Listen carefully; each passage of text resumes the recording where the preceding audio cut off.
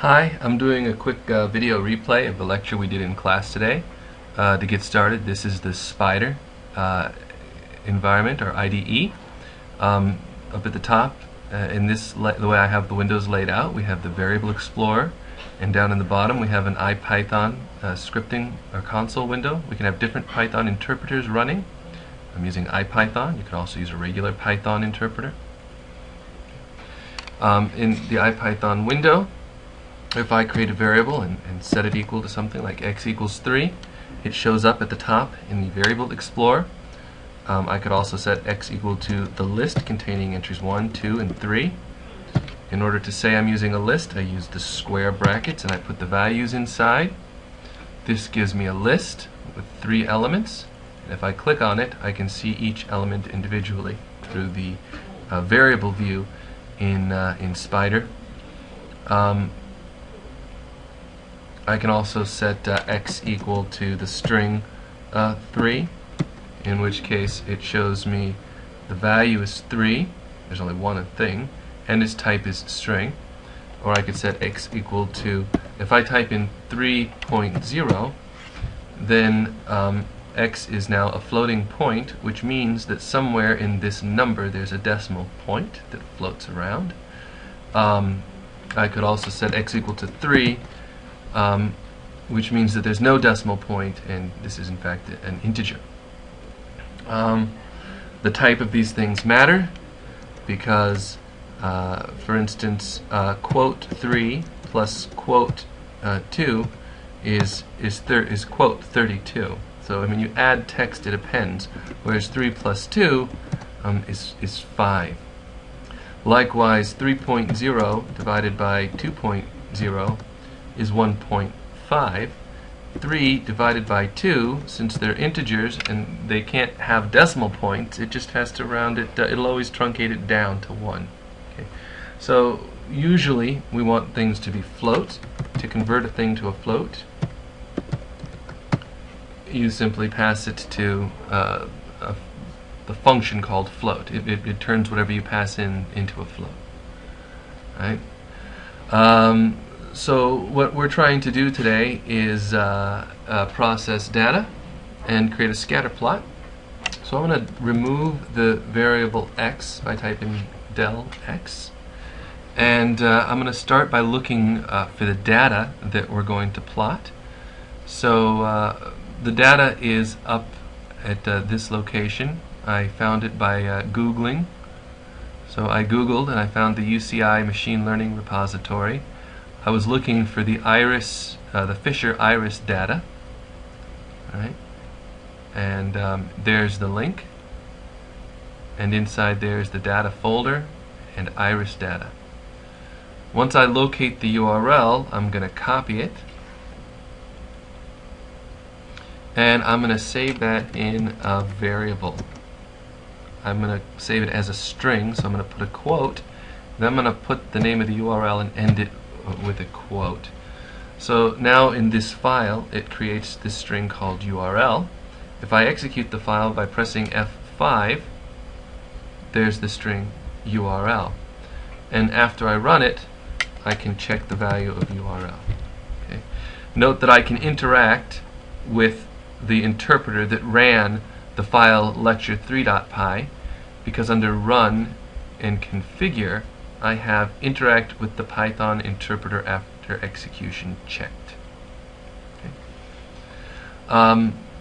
So in order to actually read the data, this data from that URL, I'm going to use a module called urllib2, which is a more recent thing, and that has a function called URL open. So I'm going to set f equal to urllib2 .url open, and I'm going to open that file.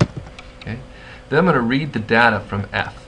So I'll say something like text equals I can't indent that, f.read, which will read all of the data from the file, and then when I'm done with it I close it. So it's important to manage your resources. There may be only a limited number of connections I can have to a URL, so I need to make sure that I release the connection as soon as I'm done with it. If I run this by pressing F5, then it gives me now two variables. One was created here at line 12 and the other at line 8. So text is, as one big string, the entire contents of that file. Note that it ends with a blank line here. Right. Okay. In order to process the file, I want to split it up into a bunch of lines, so I can say lines equals text dot split lines. So split lines is a function which will split the text into individual lines. If I run that, then I can see eventually here lines has 151 entries. Each entry is a string, and it is the text associated with just one line of the file, and it ends with the blank line that we noticed before. Unfortunately, I need to now pull out the values associated with each column, and I'm going to store each. Once I've processed these records, I'm going to store them into a table. So I'm going to start by creating an empty list, which I'm going to call my table, and I'm going to go through every line in that list of lines. So this is kind of going through each line in the lines, and I'm gonna split that line at the comma. So I'm going to set values equal to line dot split at the comma. So every single time values is going to have, look how many things you have, 5.1, 3.5, 1.4. So you're going to end up with 5 entries in values each time. If we want to see how that works, we can put a breakpoint right here and debug this. All right. So if I hit if I type in run and debug, instead of running the file all the way through, it stops at the first line in the file, which is basically the one that creates this string. I'm going to step over that. If you press the N key, it'll take you to the next line in the file. So now we're at line 8, and if I hit the N key, we move on to the part where importing URLib2. Notice we created this variable URL. Okay. So if I type in the debugger the question mark, it tells me a bunch of different commands. Right. One of them is N, which goes to the next thing. If I type in help N, it says it continues execution until the next line in the current function is reached, or it returns. There's other commands that the debugger understands. So S will step. The difference is that sometimes when you press S, you'll see more lines of code execute. Like if you call another function, it'll show you what happens inside the function. So for now, I'm going to keep pressing N. Okay. So N will take me to the next line after URLib2 is open. So N now, if we can see over here, you can see which is executing because it's highlighted in pink. So N is going to take me to line 12. So F is opened, right? And if I type in N, then I have now text, which was read from the file. And N, now the file is closed. If I want to see more of the variables, then I can come over here and I can stop excluding private unknown things. So here I can see F, for instance, is the file, and URLib2 is the module. If I type in N again, it takes me to line 18 in the file, which is going to create the table, and N executes that line, and I have a variable called table. It's a list with 0 items. And now we're looping. So a loop, for begins a loop which could execute once for every line in lines. So this indented chunk of code here, it could be multiple lines indented after this colon, will execute some variable number of times. It could be 0 times, it could be 1 times, it could be 151 times, right? So this is called a block of code here. And we're going to see when we step through that it executes multiple times. If I hit the N key, all of a sudden line has been set to the first value in lines. So it's set to this, right? So line is the first string in lines, and next, line 20 created this list of values with 5 entries. Each one is a string, so even though it looks like a number, it's a string, and each one is really the string representation of one of the fields. What we'd really like to do is convert these to floats so that we can use them in our plots. I'm going to go ahead and exit the debugger, and I'm going to come over here and I'm going to create a record, which is going to be a tuple,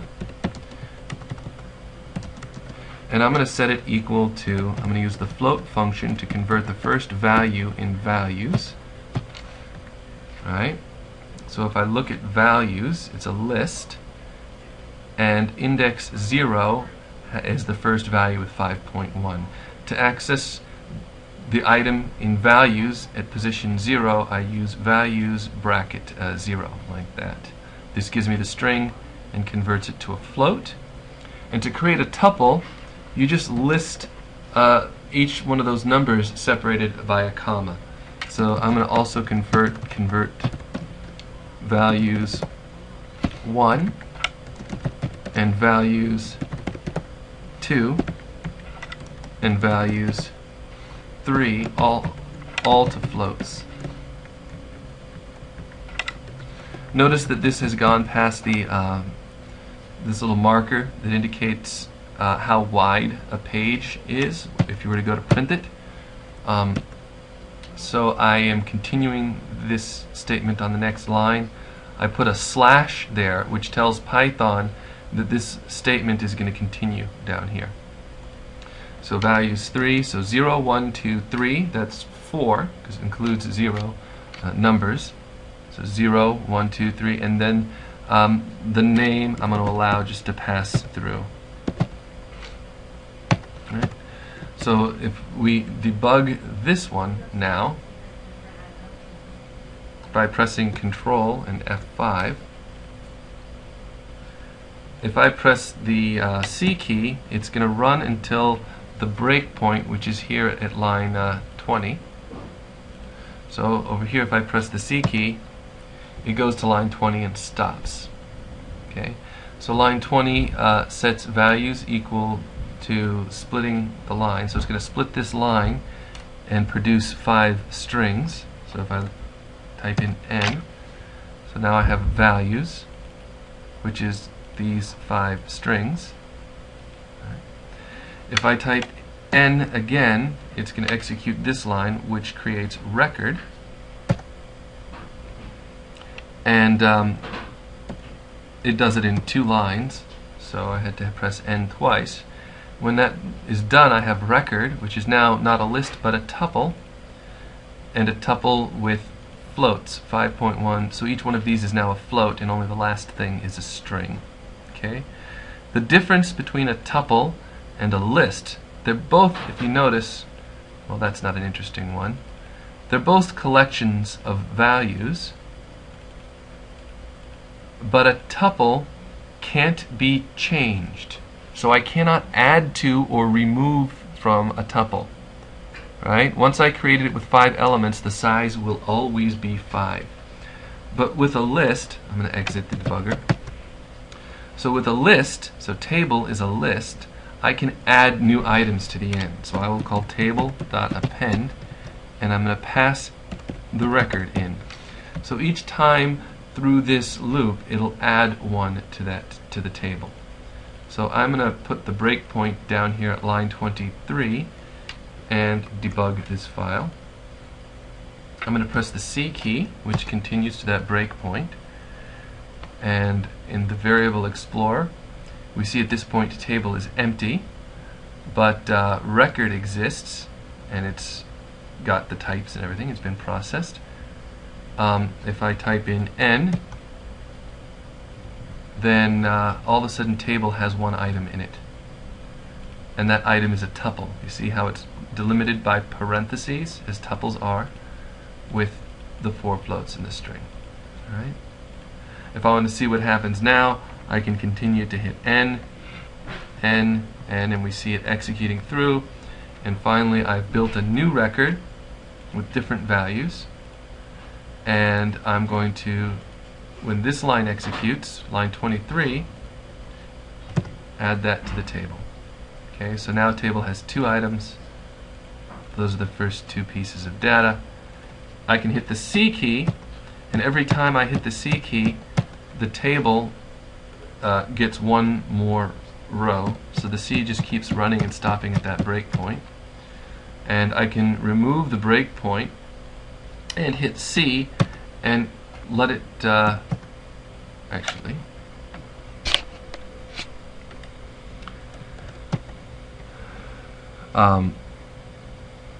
so C kind of continues.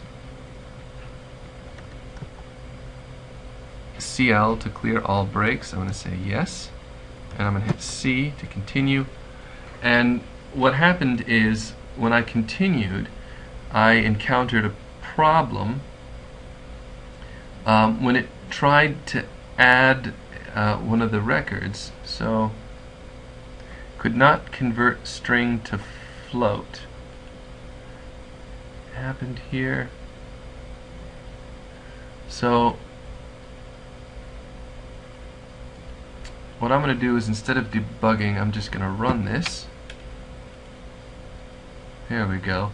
So it's telling me that it encountered a problem when it was trying to set record equal to float value 0, that it could not convert a string to float. So what was values at that time?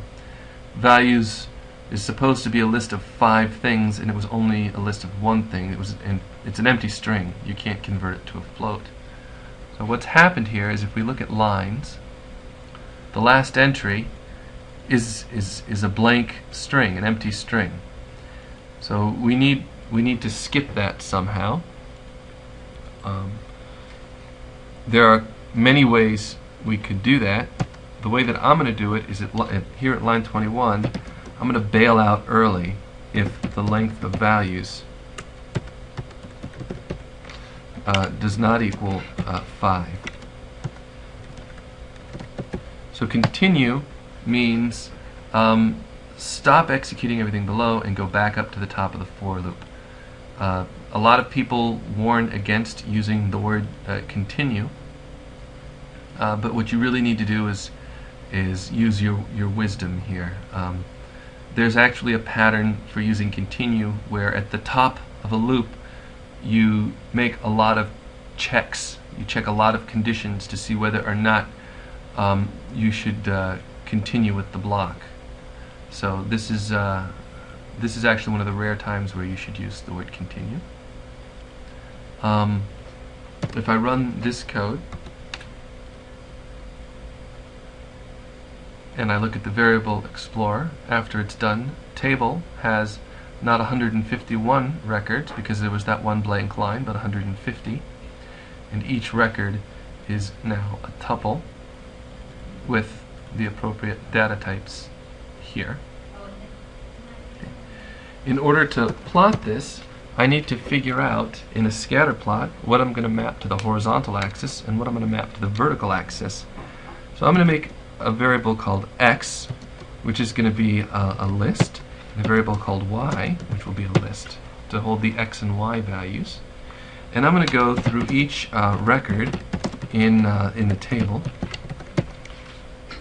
and I'm going to add the first column, which is column 0, to the x's, and I'm going to add the third column, which is column 2, 2, if I spell it right, to the y's. So it gives me x and y will be these big lists of numbers, 150 numbers for the x coordinates, and for each one of those there's a corresponding y coordinate.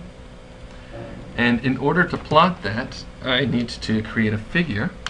So I'm going to import a library. So there's a number of ways to do the actual plotting of things, and we're going to use a library called matplotlib. And from matplotlib, actually, there's a sub package called pyplot. Okay, and we're going to import that as PLT. So this is just assigning a short name to that module, so we can now refer to it as PLT. So PLT dot, it's thinking now because it's got to figure out all the different things in PLT. So let me try it. PLT dot figure creates a new figure that I can use to render graphics into different plots. Basically, in this case, it's a window, right? And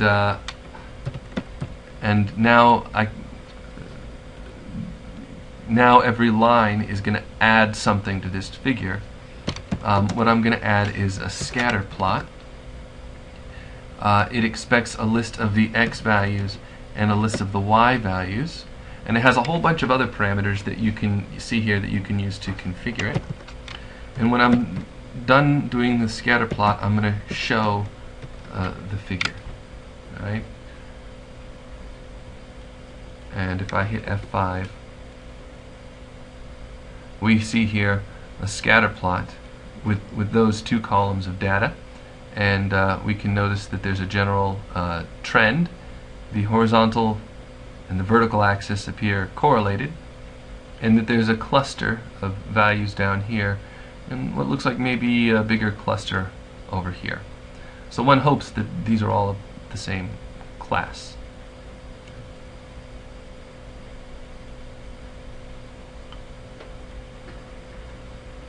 So I'm going to try to add some color to this plot. What you should notice is this scatter thing generated all 150 points. There's another parameter here I can use. So C allows me to pass in a color, and the colors are just the names of the color. So if I wanted to plot the whole scatter plot in red, I could set C equal to red. How do I know that? Well, it's there in the help. All right. So let me try to get that to show. I can control click on that, but that's not what I wanted to do.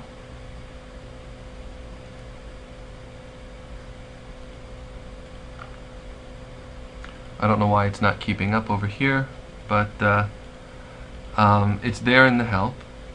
I can say in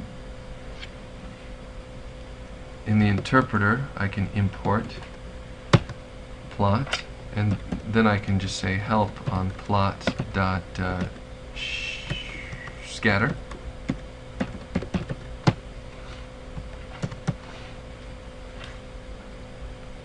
And it tells me more than I might ever want to know.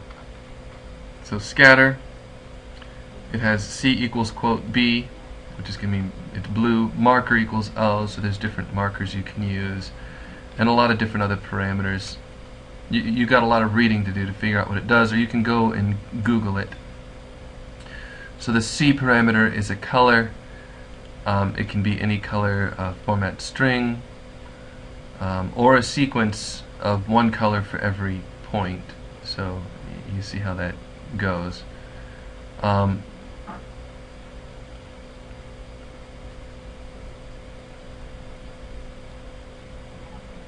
So over here, this should plot everything in red, and it does. So that works.